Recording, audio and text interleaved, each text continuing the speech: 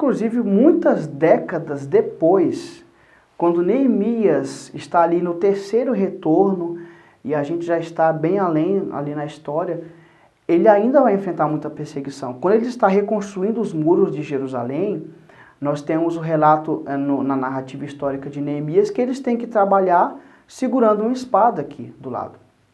Porque a qualquer momento um povo pode vir atacá-los de surpresa. Então eles têm que trabalhar e estar preparados para a luta ao mesmo tempo. Essa perseguição já era clara ali na época de Zacarias. Tinha sim o medo de eles serem invadidos, serem saqueados a qualquer momento. E num ambiente tão hostil, num ambiente tão difícil, eles se perguntavam, Deus lembra da gente? Deus ainda nos ama? Ele realmente nos perdoou pelo que nossos pais fizeram? Nesse ambiente nós temos dois profetas que vão animar o povo, que vão trazer as palavras de Deus, de exortação, de encorajamento, de conforto, que são Ageu e Zacarias. No caso, hoje vamos falar de Zacarias. Zacarias significa Jeová lembra, ou Jeová lembrou. É totalmente adequado para o conteúdo da mensagem dele, que chega e fala, Deus lembra de vocês. Vocês ainda são povo, eu tenho planos, o Messias vai vir daqui, esse templo vai ser reconstruído. Zorobabel colocou a primeira pedra de fundamento e as mãos deles vão colocar a última pedra aí. Eu lembro desse povo, assim como eu, não vou usar a palavra me esforcei, fica meio estranho usar me esforcei para Deus, mas assim como Deus, ele teve o intuito de corrigi-los, ele também agora está tendo o intuito de confortá-los, de acolhê-los outra vez. Zacarias é esse profeta que teve uma importância essencial para o encorajamento do povo nas pessoas de Zorobabel e na pessoa de Josué, sumo sacerdote. A presença deles ali, a palavra profética de Deus através da vida deles faz com que o povo se reerga nesse momento tão difícil, nesse momento de tanta luta, nesse momento de tanto desterro aos olhos deles. Zacarias é de família sacerdotal.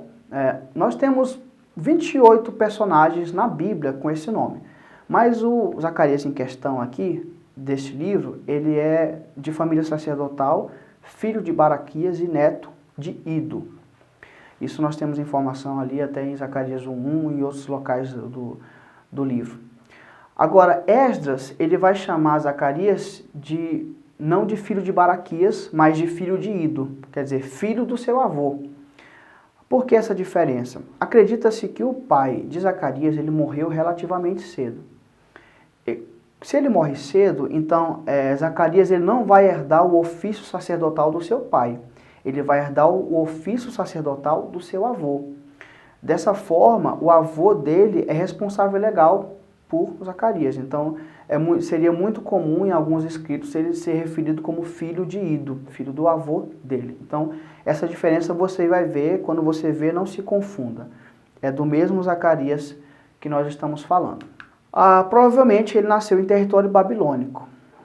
Isso é óbvio, porque nós temos Ido, que é um sacerdote que esteve em Jerusalém e que veio no exílio ali babilônico.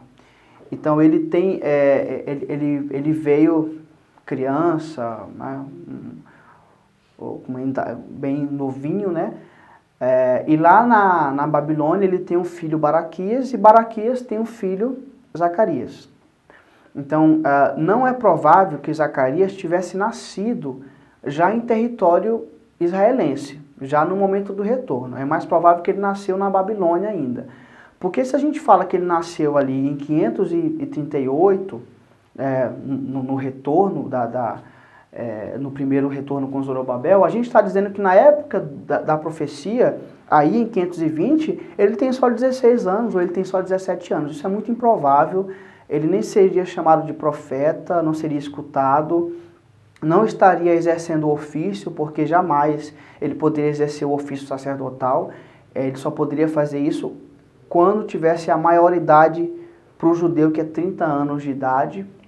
quando ele chega a 30 anos, ele começa a exercer o ofício sacerdotal herdado do seu avô. Então, o que é mais provável? Que ele nasce em território babilônico. Quando ele está na adolescência, ele vem no retorno junto com Zorobabel ali, o povo. E aí, 16 anos depois, em 520, ele está na casa dos 30 anos. Ele tem pelo menos 30 anos de idade, já está exercendo o ofício sacerdotal e começa a profetizar. Como já foi falado aqui, ele é contemporâneo de Ageu, só que Ageu ele é mais velho.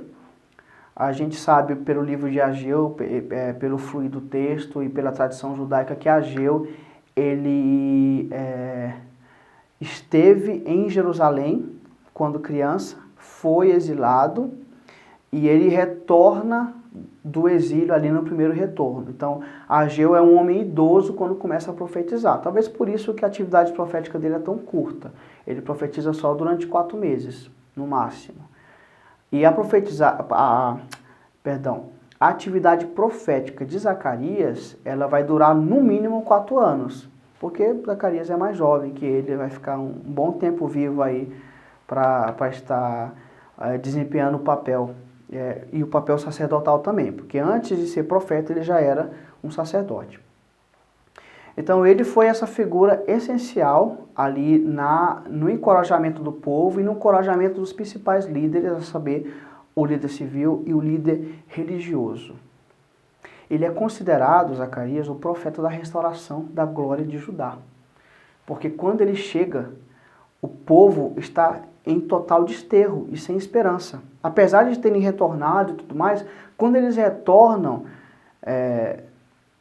e veem tudo aquilo, toda aquela devastação e o dia a dia, que a produtividade não é boa, a colheita não está dando muito resultado, eles passam por problemas financeiros ali. Quando eles se deparam com essa situação, é muito difícil para o povo. E Ageu e Zacarias, né, e o nosso amigo Zacarias aqui, ele se levanta nesse momento. E ele é o pontapé inicial para se acreditar na restauração, para se acreditar que Deus ainda está com eles. Agora, Jesus disse em Mateus 23, 35, que Zacarias ele foi assassinado no átrio do templo. Né? Então você pode abrir depois lá nessa referência que eu estou falando, Mateus 23, 35, e Jesus vai falar que Zacarias, filho de Baraquias, né, esse profeta em questão, ele foi assassinado no átrio do templo, entre o pórtico e o altar.